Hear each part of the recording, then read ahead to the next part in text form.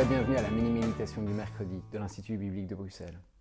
Nous en arrivons à la 5e et dernière image de cette série, celle de l'Église en tant qu'épouse bien-aimée de Jésus. Déjà dans l'Ancien Testament, Dieu s'était présenté en tant que mari du peuple d'Israël, son épouse qui s'était choisie alors qu'elle n'avait rien de bien spécial. Malheureusement, dès même l'établissement de l'ancienne alliance, l'épouse de Dieu lui avait été infidèle en adorant un taureau dans le désert. Et celle-ci a ensuite commis adultère après adultère après adultère, alors même que le Seigneur avait tellement bien pris soin d'elle. Étant un mari jaloux, le Seigneur l'a jugée pour son infidélité.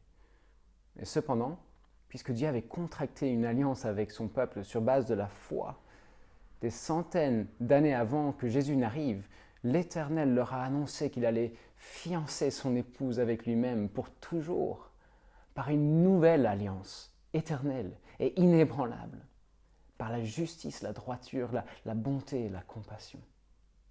Ainsi, son peuple pécheur allait pouvoir le connaître et avoir l'espérance d'une relation restaurée avec lui, ses péchés lui ayant été parfaitement et définitivement pardonnés.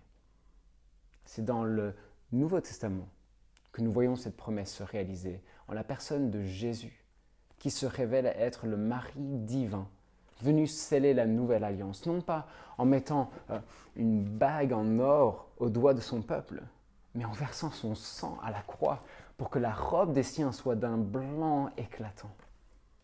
Alors bien sûr, l'expérience nous montre bien que nous ne sommes pas encore entrés dans la période de lune de miel éternelle. Mais voici les visions de l'Apocalypse des plus merveilleuses concernant notre sûr avenir rendu possible grâce à Jésus. Tout d'abord, Apocalypse chapitre 19, versets 6 à 8. Alléluia, car le Seigneur notre Dieu Tout-Puissant a établi son règne. Réjouissons-nous, soyons dans la joie et rendons-lui gloire, car voici venu le moment des noces de l'agneau et son épouse s'est préparé. Il lui a été donné de s'habiller d'un fin lin éclatant, pur. Et puis au chapitre 21, versets 1 et 2. Puis je vis un nouveau ciel et une nouvelle terre, car le premier ciel et la première terre avaient disparu et la mer n'existait plus. Je vis descendre du ciel d'auprès de Dieu la ville sainte, la nouvelle Jérusalem préparée comme une mariée qui s'est faite belle pour son époux.